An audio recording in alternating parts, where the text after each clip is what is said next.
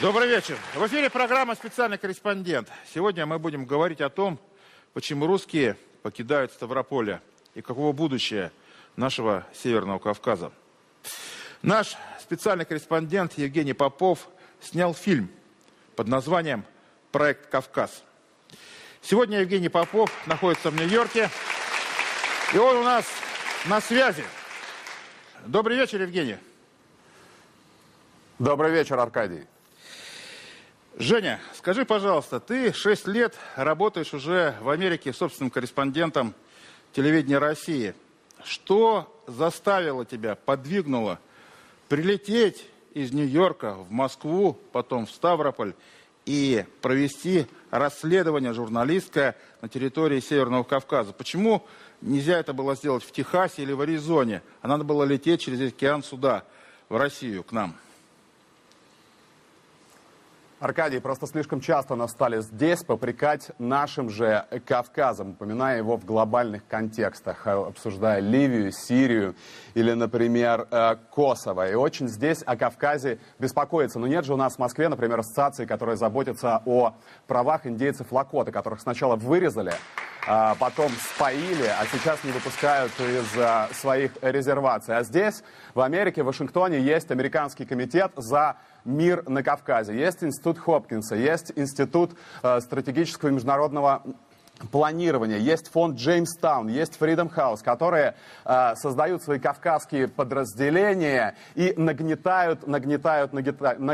Они дружат с режимами, которые заваливают нас экстремистской литературой и воспитывают для нас нужных и якобы правильных имамов. С другой стороны, оплачивают обучение в Ельском университете, с позволения сказать, юристам, которые до лекций ворчат в фейсбуках, твиттерах или ЖЖ, а потом приезжают, видимо, сдав экзамены на отлично, что ли, уже на площадях горланят «хватит кормить Кавказ» и называют регион внутренним российским зарубежьем. Конечно, тут нельзя упомянуть и местных чиновников, некоторые из которых просто зарывают голову в песок, как будто проблемы не существуют. С другой стороны, это интеллигенция, доктора наук, профессора, которые пишут статьи, страшные статьи, например, с такими названиями: «Ставрополье, российское Косово». Пока, слава богу, со знаком вопроса. Конечно, поводов разобраться очень много. Почему нас на нашей земле сталкивают лбами? Предоставим, наверное, это право аудитории, а мы покажем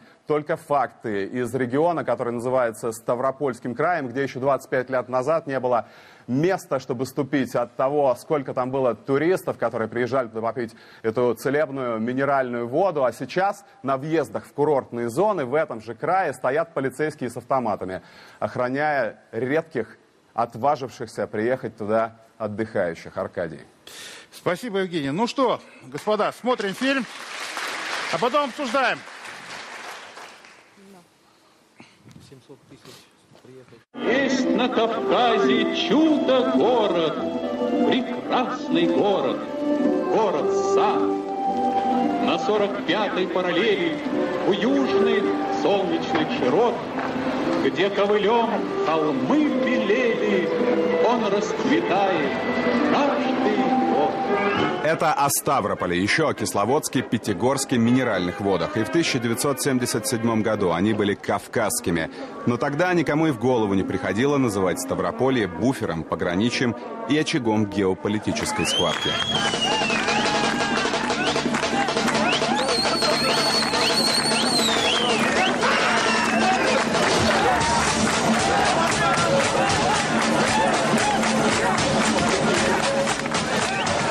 Базар фильтруй иногда, да?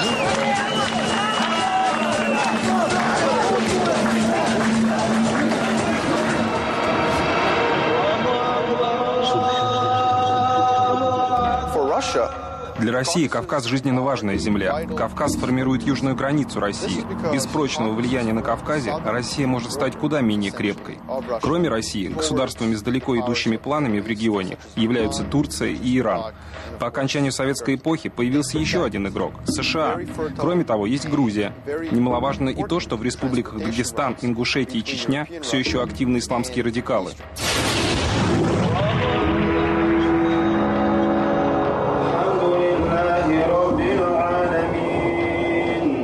Ставропольский край и республики Северного Кавказа, особенно там, где исповедуется ислам, это контактная зона двух цивилизационных форм существования. Исламская цивилизация и православная цивилизация. Каждая пятая семья в Ставропольском крае, славянская семья, сидит на чемоданах. Вымывается население, которое придерживается православных ценностей, да? Православие идут, значит, население, которое разделяет исламские ценности и ислам. Это, как известно, подвержено в значительной степени влиянию извне. Экстремистская литература потоком идет на Ставрополье из Саудовской Аравии. Это лишь малая часть из того, что изъято в аэропорту минеральных вод, изъято у паломников, которые возвращались после хаджа. Самая популярная здесь вот эта книга «Крепость мусульманина», очень много переизданий. Открываем, например, на 147-й странице здесь призывание проклятия на врага. А вот это издание пока в список Минюста не попало, но тем не менее заинтересовало спецслужбы. Написал книгу некий Саймон Альфредо Карапалла. Пособие для неофитов, для тех, кто собирается сменить веру. И на последних страницах довольно подробная сравнительная характеристика Корана и Библии, конечно, в пользу мусульманского священного писания. А что это за ситуация с имамами, которые возвращаются из-за границы? Ну, знаете, некоторые имамы позитивные, некоторые немного радикализированные. Поэтому мы хотим видеть имамов полезных нашим общинам, полезным нашим религиям. И мы не хотим радикальных имамов. А приезжают такие? Ну, бывают и приезжают. Слава. Перед камерой Мухаммед Хаджи Рахимов, главный ставропольский муфтий, немногословен. Позже становится ясно, почему. Я один, как в поле, воин, который простреливается со всех сторон. Ну, всех вам благ. А что там за радикалы-то, которые на вас нападают? Ваххабиты, что ли, или кто это такие? Ну, их по-любому можно называть и так, и так. Есть они в Ставропольском крае? Есть. Муфтию тяжело. На Ставрополье с него спрашивают за всех, кто переехал сюда из соседних республик. И за тех, кто живет мирно, и за радикалов, затеявших в крае опасную игру свой-чужой. Типа Чеха там или Даги, вот эти сейчас эти сволочи сейчас беспредельничают конкретно в городе. Ну вот они же как, толпой собрались, одного могут отметили, понимаешь? Границу терпимости красноречивый страж порядка прошел не заметив. Едва ли когда-то изменит отношение к приезжим и эта женщина. На глазах у полиции за ее дочерью гнались на автомобиле 4 мужчин. Спаслась девушка чудом. Не, ну что значит гнались? Ну гнались? Но это не первый, не последний случай. Мы на Кавказе живем. Вы что хотите здесь? А почему так спускаете? И милиция стояла, все смотрела. Милиция стояла, да. Есть, хорошо. И чего? И она мне сказала: мам, представляешь, вот менты там стояли наши, они за руку с ними здороваются, а то, что мы убегали, пятки у нас на затылке были, они даже внимания не обратили. Хотя могли бы там. Сидел взрослый парень за рулем, а остальная сидела молодежь. Такое ощущение, что отлавливают девчонок именно для каких-то вот такого возраста мальчиков. Это что, мясо, что ли, какое-то, девочки наши маленькие? Многим здесь стало страшно. Говорить о том, что страшно, люди боятся. Легче уехать. Много домов продается. Но мы уже проехали это 8-й на одной улице. А улица еще только началась.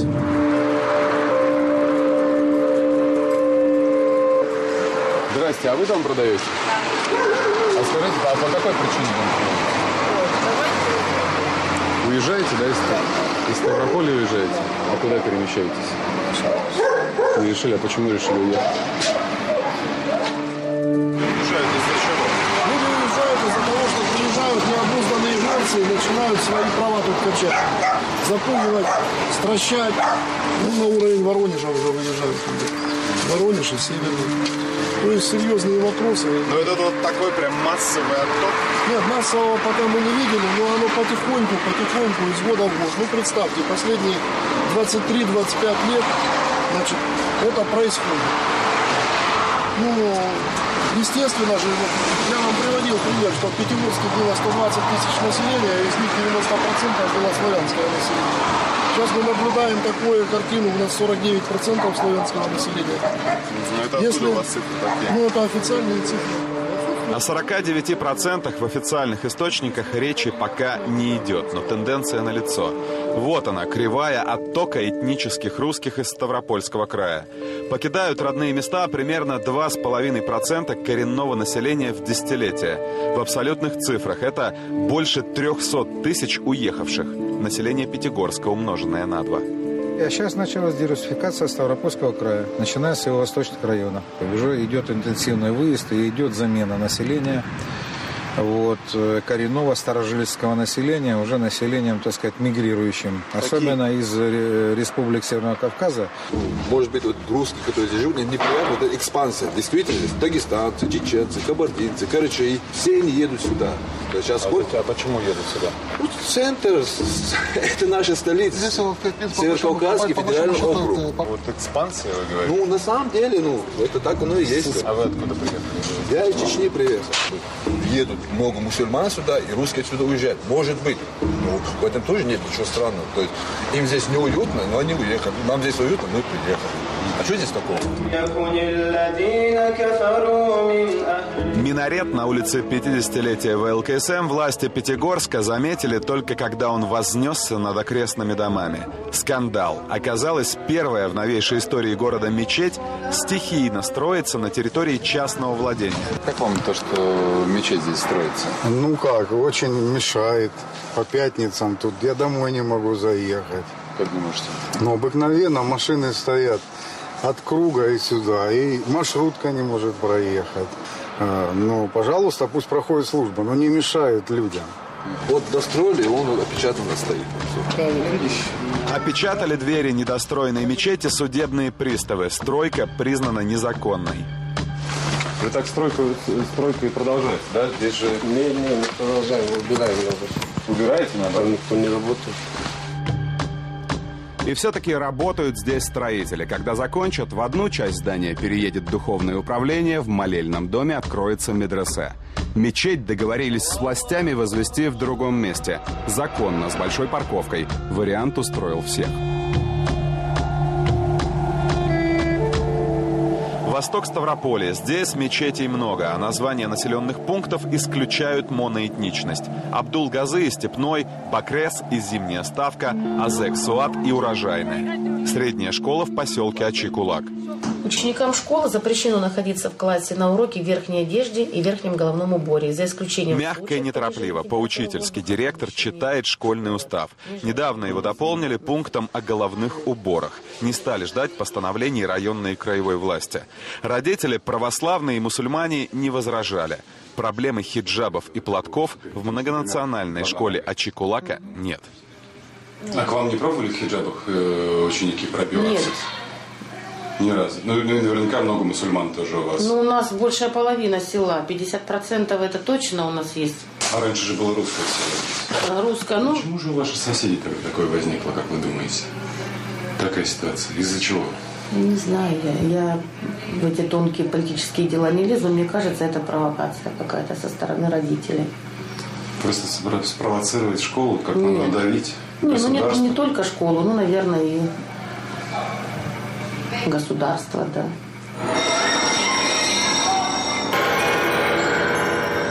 Вы же тоже мусульмане? Ну да, мы мусульмане, но в школу мы так, как сказать, не ходим. И сестры тоже так особо не ходят. Так. Если только дома. Если они ходят в хиджабах, то мы, получается, мы мусульмане должны ходить в тюбетейках. Но мы же не ходим так. А сестры ваши ходят? Не разрешаем, зачем? Не разрешаете даже? Не, в школу как? Дома ходят в платке, а в школу не разрешаем. Ближайший сосед Ачи-Кулака – Каратюбе. За этим крошечным селом до сих пор внимательно следит не только Ставрополье, но и вся Россия. Здесь разгорелся форменный скандал. Здесь же до сих пор девочки приходят в школу в хиджаб.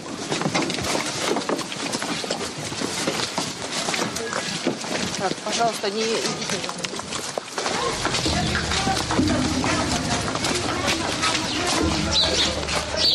Мы хотим с директором поговорить.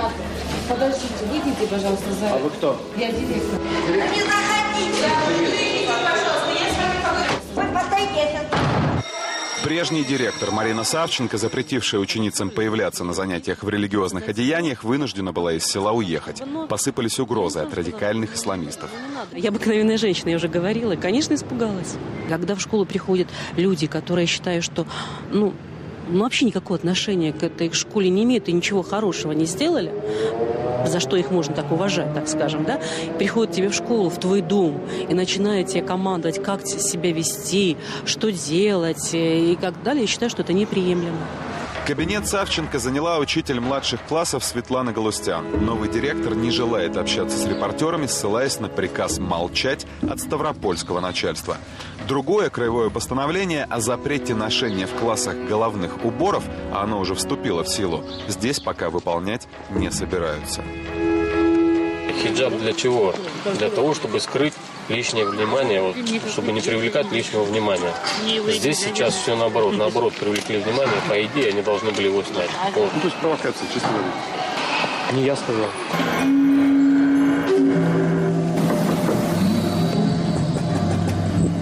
Родители детей, что ходят в хиджабах в школу, как будто испарились из Каратюбе. Это еще один дом. Здесь живет Султан Гаджи Исулаев. Вот пробую стучаться уже который раз. В один дом, во второй, и никого нет. Здравствуйте.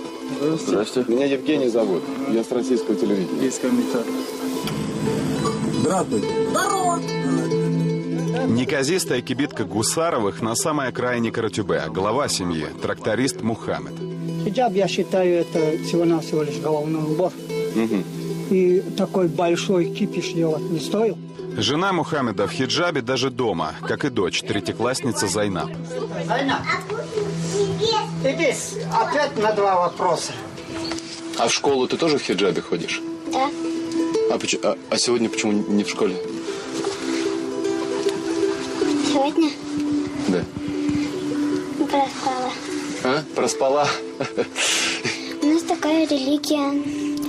Мы с 9-7 лет должны одевать хиджаб. Я уже с 9 начала. Мы мусульманки, мы должны его одевать. В Коране есть, что девочки до 12 лет должны в хиджабах ходить? Потому что вот они же совсем маленькие, третьеклашки. Там хадисы, я не ученый человек. Я всего-навсего простой мусульманин. Хадисы – важные составляющие сунн из Корана, изречения, одобрения действия пророка Мухаммеда. В отличие от Гусарова, его односельчанин Равиль Кайбалиев в хадисах разбирается. Он неформальный лидер в группе отцов, запретивших дочерям появляться в школе без хиджаба. Здравствуйте, Равиль. Мы вот, извините, что без предупреждения. Евгений меня зовут, телевидение российское. Можете с нами выйти поговорить? Мы вот у ворот у ваших стоим. Если можно вытащить и подальше. Общаться Равиль Кайбалиев соглашается только без камеры, в полной темноте. Хотя еще недавно он не стеснялся объективов и не пропускал ни одного публичного собрания, посвященного хиджабам в школах. Как законопослушный гражданин, я, допустим, не буду допускать этого. Мы просто перейдем на семейное образование и все. Законопослушным Кайбалиев был не всегда. В 2007 году его арестовали и приговорили к 3 годам лишения свободы. Изъято большое количество религиозной литературы, в том числе экстремистского содержания, пистолет, пулемет с боеприпасами и 3 тротиловых шашки. Своей вины не чувствую, ребята, и все.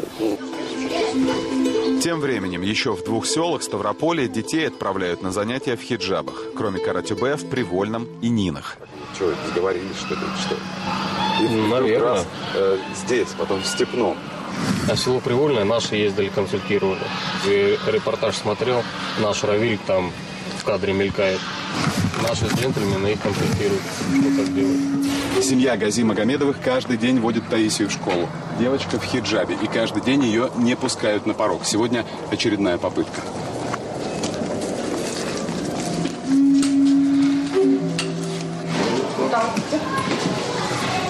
Мы опять пришли. До свидания. Освободите мой кабинет, пожалуйста. Директор в Нинах непреклонно, стойко защищает светскую сущность доверенной ей школы. Как только они снимут хиджаб, я их в школу возьму. Ну, хиджаб снимал, в платке. Нет, без головного убора. Без головного убора. Может, на лысо ее побить? Семья снова уходит домой ни с чем. пусть сюда посмотрит этот губернатор этот Ставрополь, пусть сюда посмотрит на это лицо. Что здесь он видит криминально, что он здесь видит плохого, что мой ребенок ходит в платке. Таисия стесняется, когда отчим кричит. Девочка, как и ее русская мать, Елена, несколько лет назад приняла ислам. Вы бы согласились, чтобы ваша дочь ходила без хиджаба в школу? В платке, мы собирались в платке. Почему я должна, она дома быть одной, а в школе другой? Я одеваю хиджаб, потому что я мусульманка. И ты не собираешься его снимать? Нет. Директор сказал, что я не такая, как все. В какой-то степени директор права. Мало кто из учеников младших классов в поселке в свободное время разучивает сунны из Корана на арабском языке. Таисия с отчимом, судя по видео, попавшему нам в руки, занимается этим регулярно. Читай. Понимаешь? Да.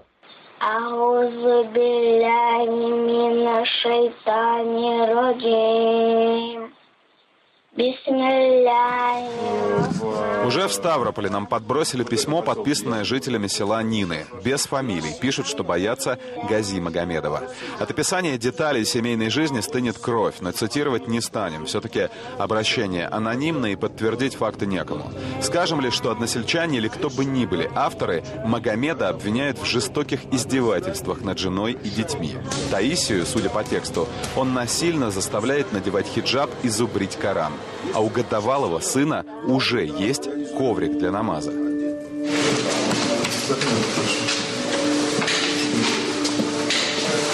Здравствуйте, мы с российского телевидения. Вы разрешите нам поприсутствовать? Право девочек носить хиджабы в школах недовольные отцы намерены отстаивать в судах. Прокурорская проверка уже вовсю идет. Ее результаты предсказуемы. Единая форма должна быть. Ну, это точно так, как вот раньше мы учились, когда нас заставляли. И если даже чисто с человеческой стороны зрения, я не хочу этого, чтобы люди, дети отличались друг от друга. Кто-то выделялся, кто-то этот. Казаки мне предъявляют это. Мы оденем сейчас папахи, оденем нагайки, будем и пойдем в школу. Компромисса с хиджабами быть и не должно. Мы светское государство.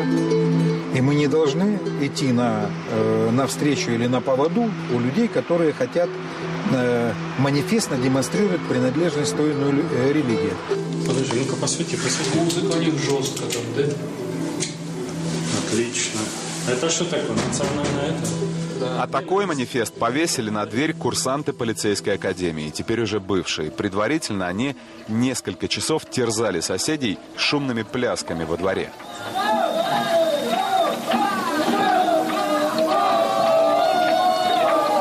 Скоро Новый год, наверное. В ответ тому, кто не выдержал и сделал замечание стае хулиганов, посыпались отборная матершина и угрозы.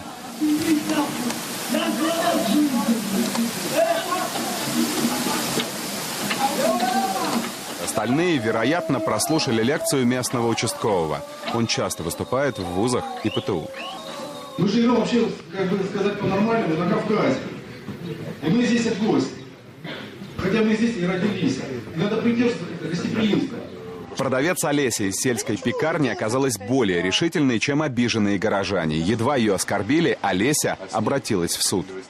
Ну, это уже, она как бы, что она говорила, она за это, ответила. Я ничего не сказала.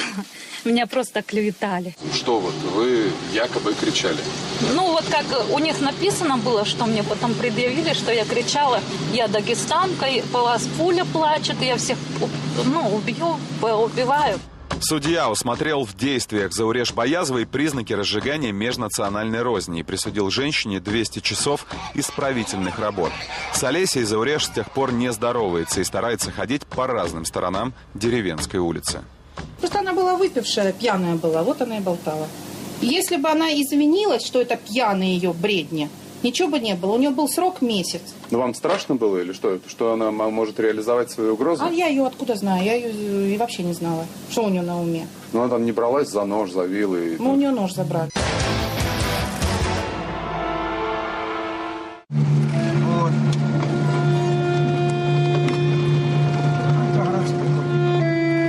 Магомед Шапи Магомедова фермер Валерий Шрайнер нож забрать не смог. 15 мая Магомедов смертельно ранил соседа. В смысле, мы гости, мы на свою землю, мы на своей земле. А кто гости? Вы тогда получаете? Мы гости, они хозяева, да. Ну, мы понятно, пришли. захотели вашу землю. Да. Мы стали поперек. Все, мы перегородили. Он не верил, что это ваша земля. Когда ему Валера показал, что это ваша земля, он его этим же днем убил? Да, в этот день. В этот же день. Например, мой сын после смерти Валеры в школе, ребята маленькие, дагестанские, они ему говорили, что мы еще вас отсюда выгоним. Он пришел и говорит: мама, моего папу убили. Почему за нас так говорят, что мы здесь не хозяева, что нас отсюда просто-напросто выгонят? Убийца изо дня в день демонстративно и безнаказанно пригонял овец на земли Шрайнеров. Полиция не реагировала.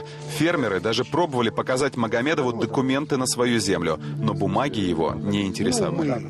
Что? Вот это? Суровая реальность такова, что и сейчас, когда глава семьи убит, а Чебан Магомедов в СИЗО ждет суда, на пастбищах Шрайнеров чужой скот. Вот где мы еще постоим, если мы еще скот на вашей земле. Да. Он у вас ворует сейчас фактически. Конечно. То есть вы ничего поделать с этим не можете? А что можно поделать? Пожалуйста, нож в бок, и вот и все.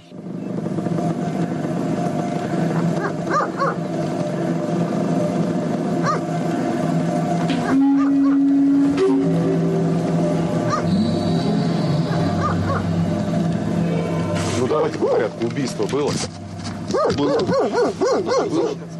Потом брат тоже взял нож и ножом ему тоже. Да? И король, действительно, король туда пошли, сходили. Наши хотели, чужие хотели. Конечно. Ну а брат был прав ваш или нет?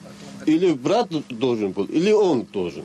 Вот так оно. Или они вдвоем брата убили, или брат одно... Ахмед уверен, брат ни в чем не виноват. Право Шрайнеров на земельный пай не признает, но скот на всякий случай отгоняет подальше от фермерского надела. Своего у Ахмета нет. Ни одного документа на кошару, так местные чебаны называют свое хозяйство, тоже.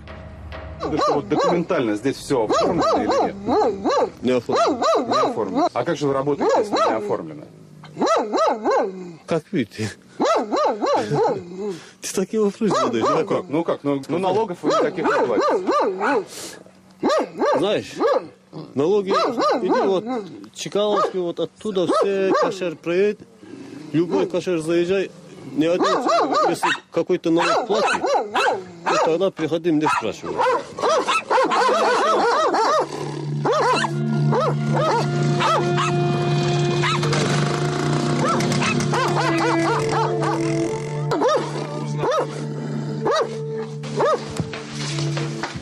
Попробуем в сельсовете спросить, почему работают фермеры, не платят налоги и пасут свой скот на чужих землях. Здрасте, а господина Мельникова мы где можем найти? Здравствуйте. Вообще обидно. Чего себя чули? Вот прям такие. А у вас разрешение на съемки есть? А зачем нам разрешение? Мы российское телевидение государственное. Слушайте, а у вас тут вот на кошарах фермеры работают, налоги не платят, пасут скот на чужих полях. Это как такое возможно? У вас откуда такие данные? Ну, нам сам фермер сказал, что он налогов не платит, и документов у него на землю нет. Надо конкретно разобраться. Вдова Валерия Шрайнера ждать, пока в сельпо разберутся, не собирается. На семейном совете решено, во что бы то ни стало, сохранить хозяйство. Оксана почти закончила оформлять на себя ружья погибшего мужа. Раньше я боялась водить автомобиль, стрелять с оружия. Теперь ничего не боюсь, я буду стрелять в упор, на поражение. Ярость Оксаны Шрайнер, нетерпимость к соседям Ахмета Магомедова на руку многим. Радикальным исламистам, раскачивающим лодку во имя иллюзорного мирового халифата. Агрессивным националистам, обалдевшим от эфемерной расовой чистоты.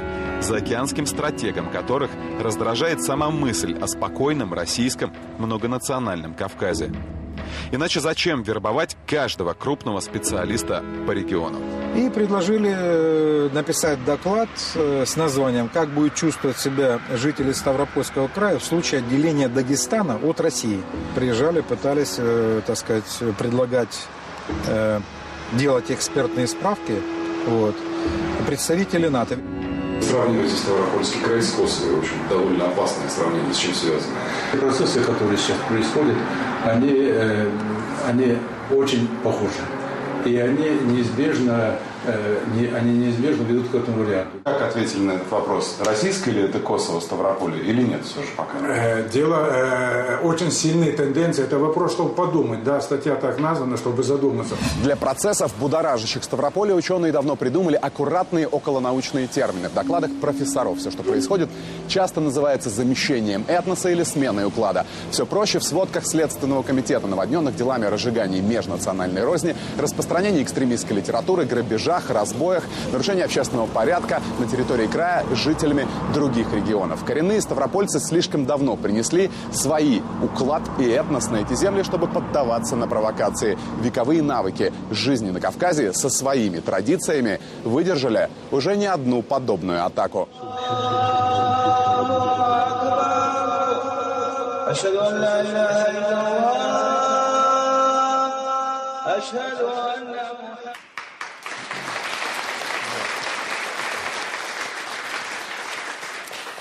Сегодня у нас в студии присутствуют главы двух северокавказских республик.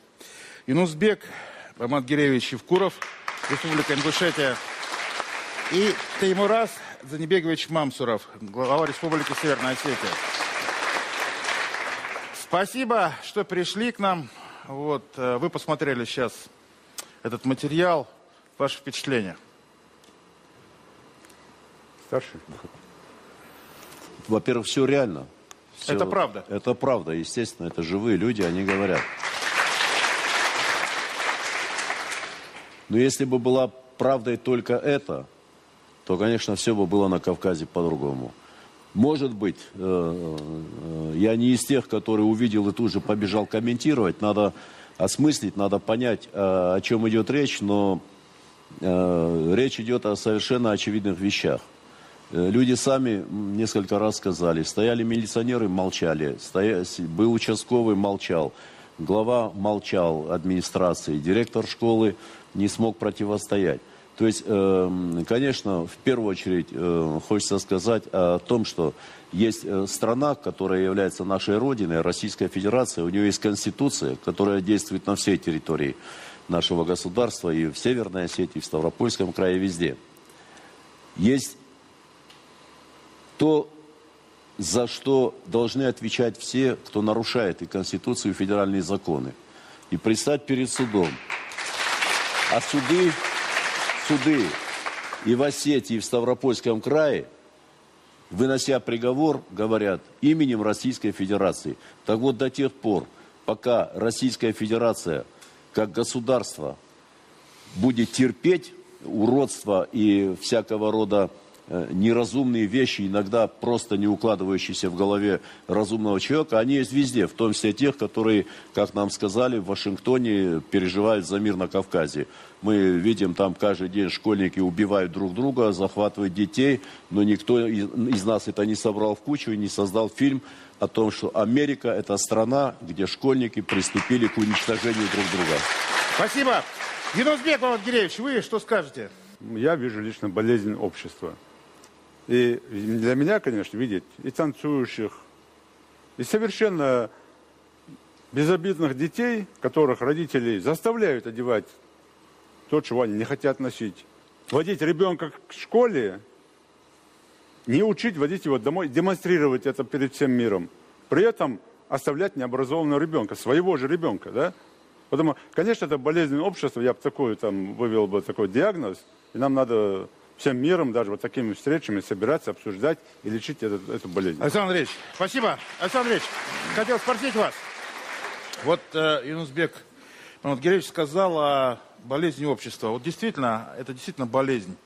Почему мы теряем наше знаменитое советское, российское общежитие? Почему мы теряем внутренний интернационализм? Почему мы теряем уважение друг к другу? И идет такое, знаете, размежевание, разделение, медленное, но верное. И еще гвозди сюда вбивают, уголья подсыпают в это дело. Что происходит? Почему так происходит у нас? Аркадий, ведь русские уходят не только с Кавказа. Русские уходят из Смоленской губернии, из Псковской губернии. Уходят они из Брянска. Русские уходят с Дальнего Востока. Русские уходят из Сибири. И возникает острое ощущение того, что корень русской жизни подсечен. Русский фактор связан с тем, что у русских исчезла как бы воля к жизни. Вы посмотрите, после 91 года у русских отняли их великое государство, которое они строили 1000 лет, их имперское государство. И русские оказались разделенным народом. Ощущение разделенности народа порождает глубинное уныние в женщине, в мужчине, в муже, в невесте. И эти проблемы, конечно, можно решать административным способом. Их нужно решать, как говорит Юнусбек. Конечно, здесь должна быть конституция, как говорит Теймураз. Но вопрос в глубинном состоянии русского сознания. Но посмотрите, постоянно, особенно в либеральных кругах, говорят, что русская история – это тупик, русское сознание уродливо и деформировано, что русские вожди – это палачи или ублюдки. По существу русским должно быть возвращено ощущение их величия, их победного шествия в русском времени. Посмотрите, что произошло. Ведь это уныние, это внутренняя депрессия русского сознания породила среди русских националистов идею ухода из государства, ухода от этой государствообразующей миссии. Сбросить Кавказ, а потом сбросить Татарстан, а потом сбросить Якутию, а потом сбросить Сибирь и Дальний Восток. Вот это пораженческое, националистическое сознание сегодняшних русских. Его нельзя осуждать, но это результат глубинной депрессии. Ведь если бы, повторяю, нашлись наши философы, наши духовицы в Кремле или в нашей культуре, которые сказали бы: русские, вы самый великий, самый прекрасный народ, которому человечество поручило невыполнимые задания, и русские с этим справились. Русские освоили чудовищно неблагоприятные условия, льды, мерзлота, нежити. Русские создали цивилизацию, которая примкнула к мировой цивилизации. Русская нация, вовлекала в эту цивилизацию народы, которые жили на этих территориях. Русские дали им письменность, национальную культуру, а в последние 20 лет государственность. Ведь народы, которые составляли часть империи, они получили государственность благодаря тому, что они созрели для государства. И если бы, повторяю, тем русским, которые живут в диаспорах или живут на отшибах, сказали, что вы великие, что вы только временно разделенные, вы соединитесь в огромную общность и опять станете центральной темой мирового развития. Спасибо. Ольга, вы депутат Государственной Думы от Ставрополя. Вы что, действительно считаете, что идет выдавливание населения из Ставропольского края? Вы знаете, у меня 15-летний опыт работы в телевизионной журналистике. Да, у меня 15-летний опыт работы в телевизионной журналистике. Я вам приведу пример цены слова. Несколько месяцев назад, когда поднялась тема хиджабов, в Думе Российской Федерации был федеральный министр Ливанов, у которого спросили: а как вы считаете, школьная форма нужна или нет? Скандал только начинался. А знаете, что сказал Ливанов? Он сказал: ну вы знаете, девочки же ходят в платках, ну и пусть ходят. Так вот тогда, на самом деле, поднялась вся общественность Ставропольского края и сказала, что на самом деле федеральные люди показывают незнание ситуации в регионе. На сегодня есть законодательные акты, согласно которым мы говорим о том, что давайте не пока школу оставим для знаний, никакой религии. Надо, мы снимем православные крестики. У меня вопрос все-таки вам, я вас понял. Это использование ситуации. У меня вопрос к вам. Скажите, пожалуйста, у меня сложилось такое ощущение, когда я смотрел вот этот фильм, этот репортаж, что, например, губернатор Ставропольского края, не хочу никого осуждать, или его помощники, или его администрация вообще не выезжают в восточные районы Ставрополя. Почему не проведена кадастр земель? Почему не вычислены вот эти вот кошары? Почему из-за этих глупостей гибнут люди? Это же ведь элементарный порядок. Правильно сказал Юнусбек и Теймураз, да? А где порядок-то? Их надо навести, порядок, элементарно. Аркадий, почему он не наведен? А может быть, дело все в наведении порядка конституционного, в хорошем смысле этого слова. Ситуация сложилась не сегодня. И если бы наши власти не считали себя временщиками, а на сегодня у меня есть такое ощущение, что они пришли, чтобы на самом деле где-то заработать, не у всех Сергей есть, на мой взгляд, с вами сидит. Пожалуйста, Сергей Дмитриевич, вот скажите мне, пожалуйста. Так вот, на самом деле, ситуация сложилась годами. И это очень тяжелая ситуация, которую мы все время просто пытаемся маленький пример с фермой. Вот этот едет, да, человек, видите, вот ферма, реальный кошары, пример. овцы, чужая земля. Почему нельзя навести порядок-то? А? Это же элементарно. Я соглашусь с уважаемыми руководителями субъектов, которые сказали о том, что да, то, что показано в этом фильме, несомненно, это правда. Но это только половина правды. Мне тоже удивительно, почему в этом фильме не сказано, не говорится то, что сегодня происходит в крае. Что? Процессы ведь начались действительно, это не вчера, не позавчера, они идут уже десятилетиями, эти процессы. Ну да. Сегодня жизнь коренным образом меняется, и подход власти меняется к решению этих вопросов. И Евгений, уважаемый Попов, мог бы, наверное, рассказать о том, какая работа ведется в восточных районах. Когда мы говорим... какая работа ведется? А большая работа ведется по приведению, там, возвращению в правовое поле вот тех всех взаимоотношениях, о которых идет речь. И можно было бы при желании снять массу эпизодов, массу людей, привести бы под камеру, поставить тех же представителей Дагестана, других народов. Нет, я не оправдываться. Я объясняю, что делается. Нет, я говорю, вот конкретно, вот в фильме был показан конкретный эпизод. Люди говорят, что вот мы фермеры, у нас есть участок. На нашем участке пасутся чужие стада. И с этим никто не может сделать. Первый эпизод. Второй эпизод. В фильме показано, женщина напуганная говорит, девочка, дочка не может ходить по улицам, потому что приезжают молодые люди, хватают в машину и увозят. Я и говорю об этом. А полицейские с ними здороваются за руку. Где порядок? Я об этом и говорю, Аркадий, что есть масса примеров, и нужно поехать туда, в тот же Левокумский район, Нефтекумский район, Курский район, повстречаться с людьми, и они расскажут о том, какая работа сегодня. Да я же об этом и говорю, о той системе, которая ведется. А давайте спросим людей, да, которые вот в фильме. Вот Оксана, да, вы вдова погибшего фермера, да? Да. Вам власть помогает, идет расследование, пойман убийца, так сказать, больше нет нарушений на ваших земельных участках. Что происходит?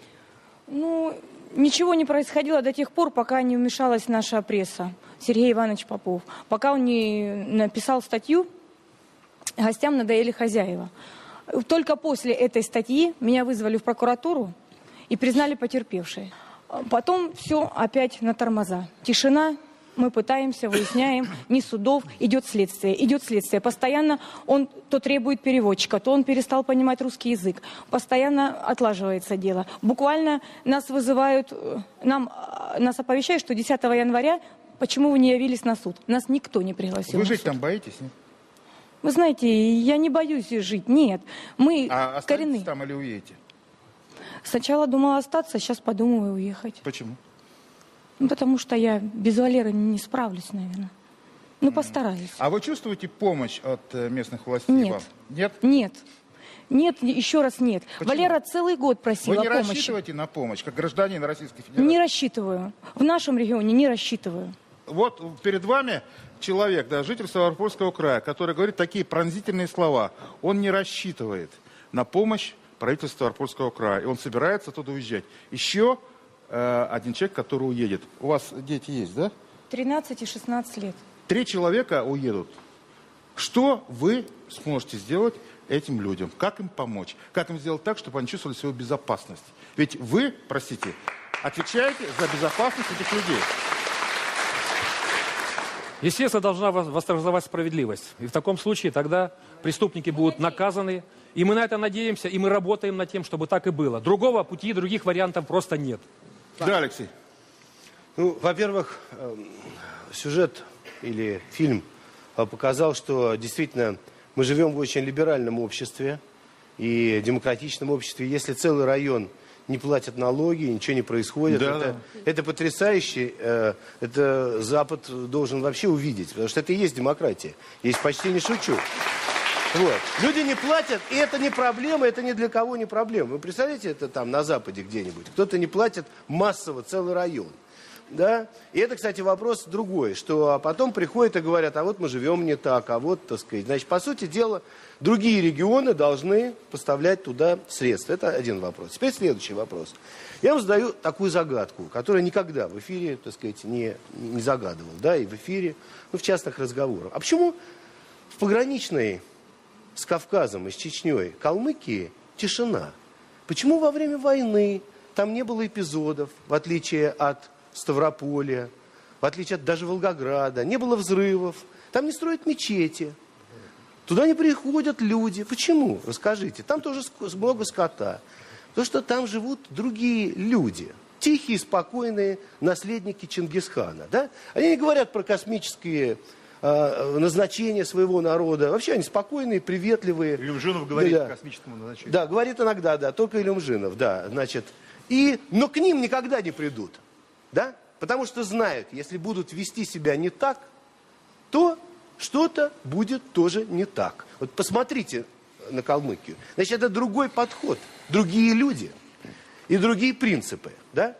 И если мы вместо, так сказать, разговоров просто приезжим, объясним правила поведения, ребят, вот это можно, вот это не стоит.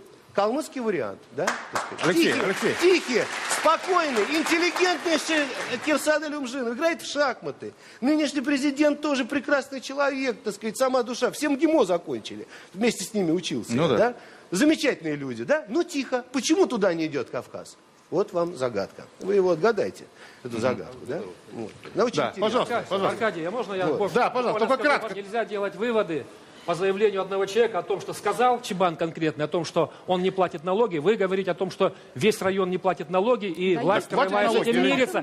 Я вам говорю, нет, это не так, категорически нет. Все платят налоги. Вот. Вы нет уверены, такого. что все платят налоги? Не все платят налоги. Да. Но и нет такого, что один человек говорит, что он не платит налоги, и мы вот говорим, в данном что весь случае я край не ему платит верю. налоги. Вот Чебану верю. Вот. Я к тому Давайте говорю, дадим слово Денису. Да, я понял, пожалуйста. Есть проблемы, есть Передача проблемы. не кончается, вы еще поговорите. Сейчас, секунду. Да, Денис, пожалуйста. Я предлагаю немножко от производства страхов отойти. Да. Как мне кажется, из-за чего русские, и не только русские, кстати, все уезжают в Москву. Да. Не только русские, все уезжают. По поводу того, почему уезжают. Отток из Ставропольского села начался до того, как развалился Советский Союз еще. Молодежь перестала возвращаться в села раньше, 70-е, 80-е годы. Не так сильно, как сейчас, но все-таки это было уже. А что произошло в 91-92 году?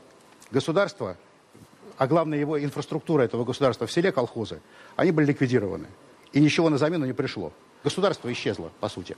Перестала защита жизни, о чем уже говорили, защита собственности и защита контрактов не только в Ставропольском крае, на всем Кавказе, на самом деле это минимально. И в Ставропольском крае, к сожалению, Юнусбек Павлович, скажите, в Ингушетии, Тимурас, скажите, в Ингушетии возможны такие вот ситуации, когда чужой скот зайдет на другую территорию, там, или люди начнут друг друга убивать, там, или все-таки там более-менее какой-то порядок есть? Вот, а? Ну, я, знаете, вас могу удивить, что такие же проблемы есть в Ингушетии, такие же проблемы есть в Калмыкии. В Дагестане. И у нас не просто посторонние люди, брат брата убивает за это. Это тоже есть. И во всех субъектах это есть. Это одно. Ребят, вот мы сейчас обсуждаем определенные вещи. Я говорил, болезнь общества. Болезнь надо лечить. То, что вот приведен пример Калмыкия, да, или другой субъект, я согласен полностью. Я приехал в Ставрополь, или я живу по местным обычаям, законам, я как-то говорил это, но есть хорошая, мудрая кавказская пословица: на чьей орбе едешь, того песни и пой. И знаете, я всегда в этом вопросе, всегда своих осуждаю и говорю, что если ты приехал жить в какой-то регион, живи по своим обычаям, но не нарушай законы обычаи тех того региона, где ты находишься. Спасибо. Через несколько минут у нас на связи будет Никита Сергеевич Михалков из Одессы, и мы поговорим о том, что делать со всем этим. Добрый вечер. Мы продолжаем. В эфире программа «Специальный корреспондент». Тема передачи «Проект Кавказ». У нас на связи из Одессы Никита Сергеевич Михалков, наш режиссер. Никита Сергеевич, здравствуйте. Добрый вечер. Добрый вечер.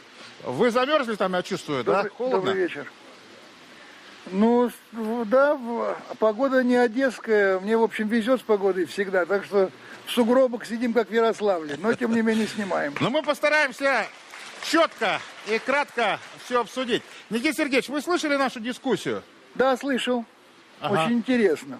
Скажите, пожалуйста, как вы думаете, что происходит с нашим обществом и почему такие взаимоотношения складываются между людьми, гражданами одной страны, но разных национальностей? В Ставрополе, например, вот мы взяли для примера, показали Ставрополе. Почему так там происходит? Аркадий, не только там. Это проблема общегосударственная, это проблема общества, это проблема культуры общества. Вы понимаете, Кавказ, он требует силы и уважения, потому что для Кавказа сила без уважения – это вражда и кровь, а уважение без силы – это проявление слабости. Поэтому Кавказ ценит именно силу и уважение. Уже мы имели опыт первой чеченской войны, когда сила без уважения привела к огромным жертвам. Поэтому для меня абсолютно, для меня лично очевидно. Вот тут прекрасный был про Калмыкию, по-моему, если я не ошибаюсь. Это Алексей Митрофанов сказал. Консолидации общества нету, нету консолидации русского общества.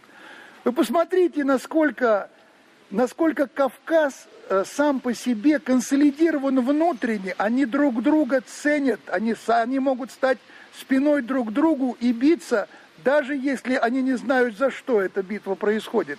Но они консолидированы. Когда я говорю про консолидацию русского общества, я не имею в виду консолидировать его против Кавказа, а я говорю про ту самую внутреннюю культуру, которая позволяла даже во время Кавказской войны тогда генерала Ермолова уважать друг друга. Вспомните, как описана у Толстого передача чечена убитого, когда прекращаются военные действия, и это происходит акция уважения к противнику. Разве возможно было бы, скажем, в те времена, чтобы военные взрослые мужчины скрывались за детьми в школе или за женщинами? Ну разве это было возможно? Это общая потеря культуры, нравственного ощущения себя целым. Чрезвычайно важно, чтобы мы в данном случае исходили не из того, кто виноват, а исходили бы из ощущения того, каким образом нам выйти из этого. А из этого можно выйти только одним путем, на мой взгляд. Это осознание того, что мы являемся единым целым. Вне зависимости от, так сказать, принадлежности религиозной, потому что всегда вы знаете, что в России было огромное количество, так сказать, конфессий, которые сосуществовали, не мешая друг другу. Это возможно только в том случае, если существует уважение с одной стороны и сила внутренняя с другой. Думаю, что другого пути просто нет. Ну вот смотрите, ведь мы сейчас не единое целое. Люди, которые сидят здесь в студии, которые приехали со Ставропольского края. Вот, например, отец погибшего Николая Науменко, который был зарезан в городе Невиномысске, да? В городе Невиномысске 6 декабря. К нему приехал друг, в общем, возле кафе, жестоко был зарезан. Нанесено 4 удара, профессиональные удары нанесенные. В общем, до больницы не довезли. Власти, как милиция, приехала утром. В 3 часа ночи получилось, приехали под утро. В больницу привезли, там тоже не могли открывать ворота. В общем, спали там и все подобное. Люди, которые вышли вот на митинги в городе Невиномысске, власть спряталась от людей, и мэр города не мог даже выйти к людям, пока не перекрыли дорогу. Потом он только соизволил выйти и с людьми поговорить. Скажите, пожалуйста, вот после трагедии, которая случилась, останетесь на Кавказе или уедете? Останусь, конечно. Куда мне ехать? Ну, вы считаете, у меня сын здесь лежит, родители похоронены здесь. Спасибо. Никита Сергеевич, ну, что вы скажете про вот эту историю, которую сейчас услышали? Не слышал нас? Да. Андрей Иванович, ну пока мы ищем связь. Вы знаете, мы очень много внимания обращали на Северокавказские республики. Федеральный центр и внимание с точки зрения и действия правоохранительных органов, спецслужб, так прямо скажем, и с точки зрения экономики, с точки зрения вливаний туда федеральных средств. Но сейчас настало время очень серьезно заняться Ставропольем. Потому что Ставрополье, я считаю, что это одна из таких болевых действительно точек российской. У нас много их, можно сказать, что они почти везде есть. Но в данном случае я считаю, что очень правильно, что обратили внимание именно на Ставрополье. И если не будет наведен порядок в правоохранительных органах, и там, видимо, нужны действительно серьезные, очень предметные чистки, и ввод туда свежих каких-то сил, которые действительно бы на основе закона совершенно четко реагировали бы на все противоправные действия, которые там есть. Там, безусловно, нужна помощь и школе, в том, чтобы соблюдался закон, конституция. Ну, да. И нужна, конечно, помощь власти, Афанасьевич, которая есть в Ставрополье. Согласен с вами. Да. Но вот скажите, пожалуйста, все-таки возвращаясь к вопросу. Идет нам на смену поколение молодых людей. Мы с вами, советские люди, воспитанные в традициях советского интернационализма, Советской империи.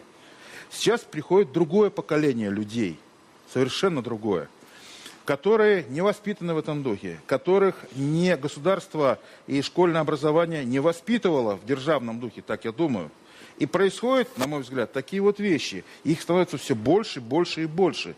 Да, стычки на бытовой, на межнациональной. И все это растет, растет, растет. Потом появляются таблички, продается дом, нельзя выйти на улицу и так далее. Вот что это, что, как с этим Знаете, бороться? тут надо, во-первых, поставить диагноз.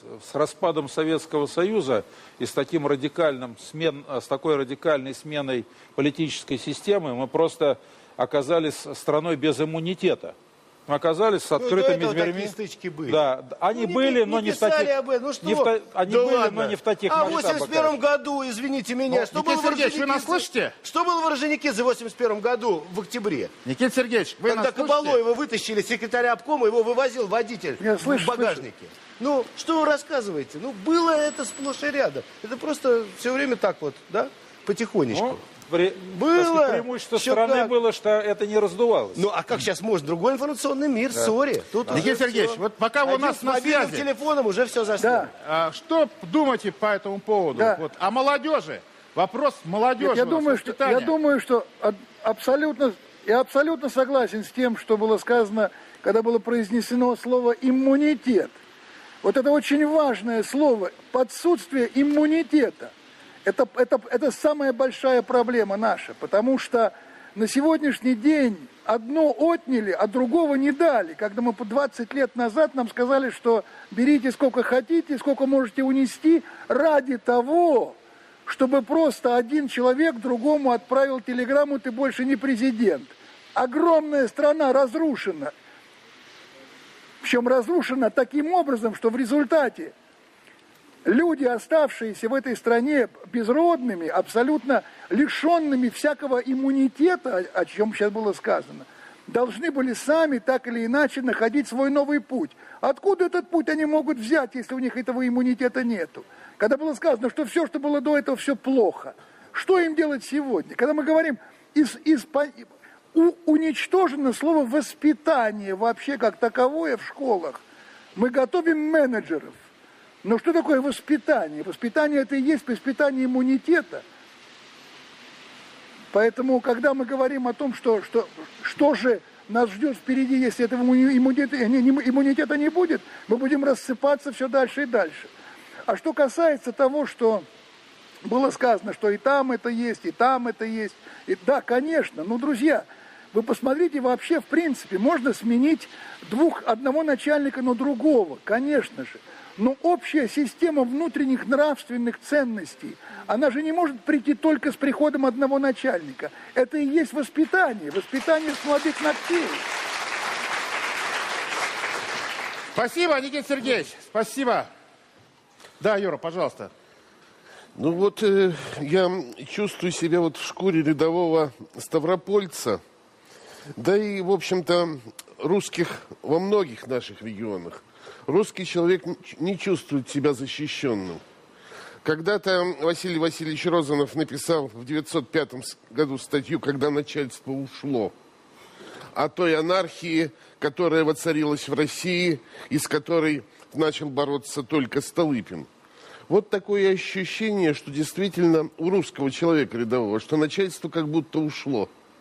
Он не чувствует себя защищенным, он не чувствует, что есть у него государство, которое способно проявить волю и его защитить.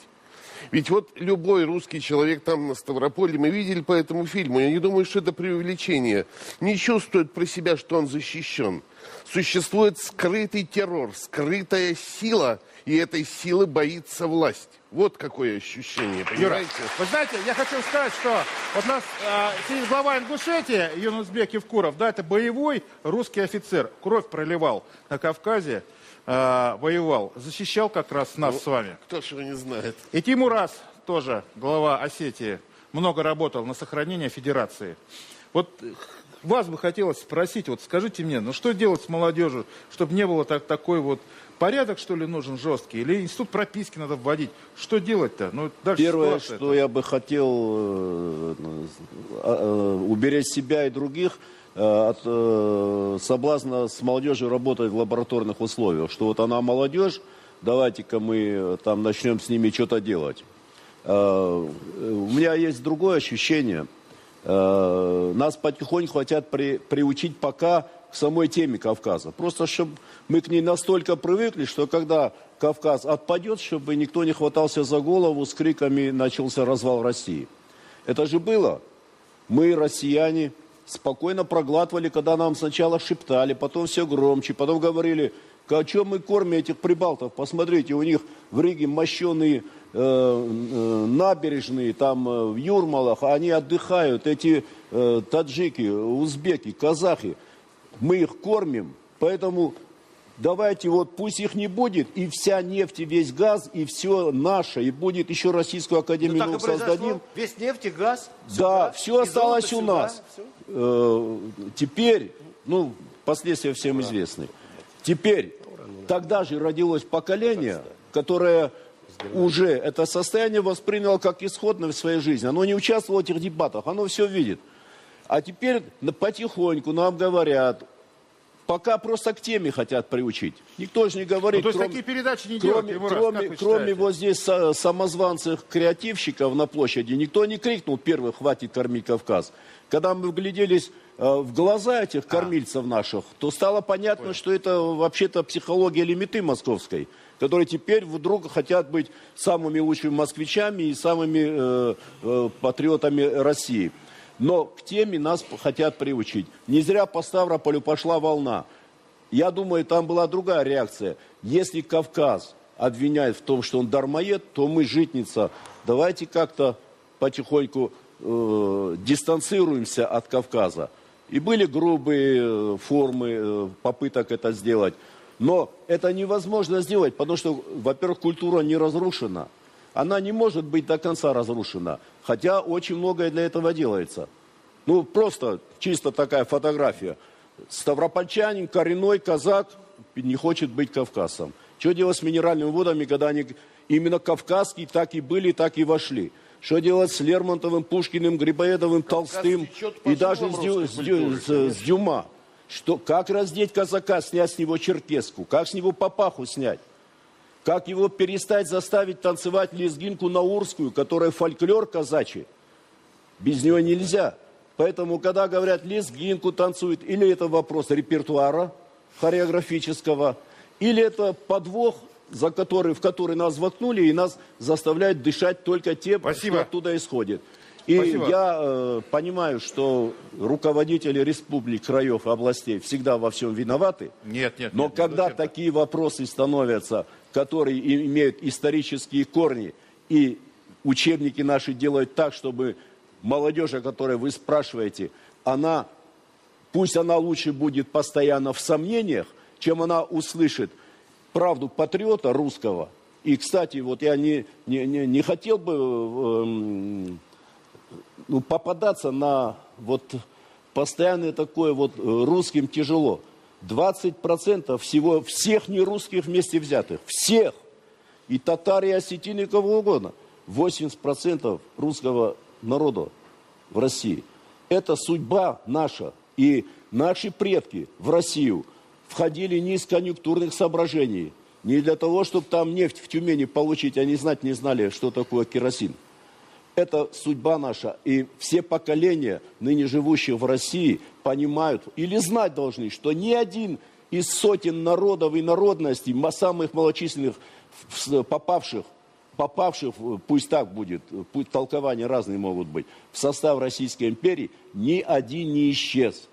Норвежцы за своими вепсами бегают, а здесь в Америке, никто не исчез. Да. Михаил Георгиевич, реплика, потом на рекламу идем, реплика ваша, да. Моя реплика, значит, вы знаете, я как бы сам в себе национальный вопрос, поскольку моя мама русская из Нижегородской области, села Солган, мой отец карабахский армянин. И, так сказать, вот я пример так сказать, успешного решения национального вопроса в Советском Союзе. Да. Значит, вы знаете, во-первых, про Советский Союз. В Советском Союзе вообще, так сказать, хотя много, естественно, стрел негативных у нас в этот адрес, а вообще-то была по-своему гениальная формула национального сожительства придумана. Ведь в Советском Союзе мы все были советские, в первую очередь. Потом мы были ингуши, осетины, армяне, так сказать, русские, евреи, там, так сказать, ну все. Это придавало некое нам единство и равенство. Кстати, я вспоминаю интервью Дудаева, когда в 95-м, где он вдруг сказал: мы в Советском Союзе готовы жить. Понимаете? Второй момент очень важный был в советском, так сказать, ведь в Советском Союзе коммунизм стал формой религии. То есть он как бы тоже поднялся над православием, над, так сказать, исламом. Это тоже очень важный момент был. Да кто понятно? ж в него верил? А? Кто ж верил в коммунизм? Ну ладно. 80-е ну ладно, мой отец верил, когда в 43-м простите, в 43-м году, когда мой отец вступал в партию на фронте, понимаете, на фронте он вступал в партию не из-за конъюнктурных соображений, поскольку в 43-м году либо его расстреляли немцы, если бы в плен взяли, либо у него был приказ вперед в атаку. О чем вы говорите? После 40-х годов прошло 50 лет советской власти. Я высказываю свое мнение, вы потом возразите. Теперь второй момент. У меня такое ощущение, что центральная российская элита вообще-то не очень-то по-настоящему понимает, нужен ей Кавказ и вообще нужны ли другие республики. Понимаете, весь вектор там, на Западе. Весь вектор туда. Это вроде бы как бы Азия. Это из-за этого вроде и визы не дают, это сказать, не открывают постоянно Шенген. Нет у меня ощущения, что это вот так вот созрела необходимость в некоторых головах, понимаете. Отсюда, между прочим, посмотрите, у нас национальный вопрос все время решается по принципу западному. А у нас совсем другая природа национального вопроса. У нас народы, которые здесь проживают, живут на своей родине. Ингуши – это их земля, на которой они жили 1000 лет. Татары живут здесь 1000 лет. Осетины – это их земля, понимаете? Это не то, что алжирцы приезжают во Францию из Алжира. Не то, что в Америку приезжают люди со всего мира, отказавшись от своей родины. Там это миграционная политика, а здесь это это должна быть национальная политика. У нас... Спасибо, Михаил Григорьевич. Через несколько минут к нам присоединится автор материала Евгений Попов из Нью-Йорка. И мы продолжим обсуждать тему «Проект Кавказ». Это специальный корреспондент. Мы продолжаем. Сейчас у нас на связи снова Нью-Йорк и автор фильма «Проект Кавказ» Евгений Попов. Женя, вы слышали всю дискуссию? Как там взгляд издалека? Хотелось бы мне... Издалека взгляд, да, к сожалению, я только слышал и не видел выражения лиц, не заглядывал в глаза, хотя очень бы хотелось многим людям действительно посмотреть в глаза. Но 3 вещи хотелось бы сартикулировать. Во-первых, про Советский Союз очень коротко, потому что из всех присутствующих я, наверное, меньше всего там жил, к сожалению. У Советского Союза была национальная политика, когда одной рукой решались национальные вопросы, так что их фактически не существовало, а другой рукой строились заводы, там же, в том же Дагестане. Сейчас, на нынешний момент, я насчитал в Дагестане грубо примерно 13 крупных промышленных предприятий. Я не уверен, что хотя бы 10 из них работают и живут хорошо, обеспечивая Дагестан тысячами рабочих мест. Это важно. Много идет от экономики в этих проблемах. Второе, про работу местной власти. Ни одного человека на территории Ставропольского края, который бы мне сказал, что когда возник национальный конфликт, приехал представитель администрации и правительства Ставропольского края, решил этот конфликт, и мы ему благодарны за это, я не встретил. Мы будем говорить о работе, когда позвонит эта женщина. Я лично там, Мы будем... говорить о работе правительства Ставропольского края, когда эта женщина, над дочерью которой издевались, которая высылает свою дочь учиться в Петербург, лишь бы где, позвонит и скажет, что да, этих негодяев поймали, этих милиционеров, которые с ними ручкались, тоже поймали и наказали. Евгений, я хочу прервать вас. У нас в студии находится Сергей Дмитриевич Ушаков, автор перед вами, виртуально, по крайней мере. Что можете ответить? Почему не делается ничего? Да как ничего не делаем? Я еще раз хотел бы сказать, Евгений, вы когда снимали этот фильм, вы показали действительно то, что в крае имеет место. Но вы не показали и других фактов и обстоятельств, которые там тоже имеют место. Немаловажно, как решаются эти проблемы. Как решаются проблемы востока Ставропольского края. Когда урегулируются спорные вопросы. Я вас слушал, послушайте, пожалуйста, меня теперь. Вот. Как решаются эти вопросы. Когда основа-то проблемы-то действительно это все в экономике, так сказать, в сфере земельных отношений.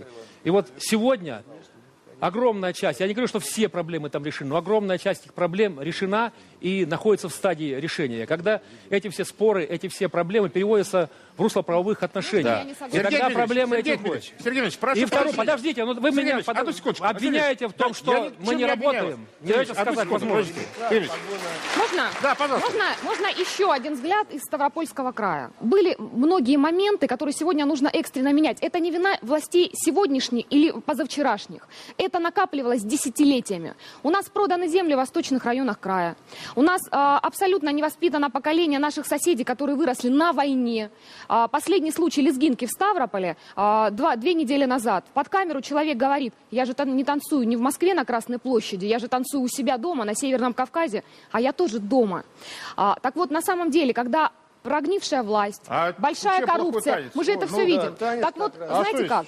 Я не понял, а что? Я не против танца, но когда он танцуется в 2 часа ночи с матами и под окнами, и когда идет прямое нарушение, и когда говорят, что ты, пожалуйста, извинись, а знаете, что говорят? А они что говорят? Мы извинимся перед своими старейшинами, потому что дома мы себе такое позволить не можем. Это просто к вопросу о воспитании. Вот и понять, что я делать. понял. Вот смотрите, история такая. В Москве идут свадьбы. Люди начинают стрелять. У нас это много лет, к сожалению. Да, но у нас здесь, в Москве, местная власть, ГУВД, и у как нас, Никита Сергеевич, у нас сила и уважение. И у нас стрельбы нет. Да, а у вас где сила и уважение? Точно такая же реакция. По этому случаю, о котором говорила Ольга. Ну вот в фильме пожимают руки. Чуть не изнасиловали девушку, они руки пожимают. Я вам рассказываю, Аркадий, я рассказываю, что по этому конкретному случаю, о котором говорит Ольга, эти были танцоры, так называемые, были задержаны своевременно, доставлены в отдел внутренних дел. 2 из них административно арестованы на 15 суток. В отношении одного студента он отчислен, и в отношении его за стрельбу из травматического оружия в неположенном месте возбуждено уголовное дело. То есть реакция была моментальная, я считаю, и адекватная. Юра, пожалуйста, мне просто интересно, что вы скажете, почему существует такая бытовая,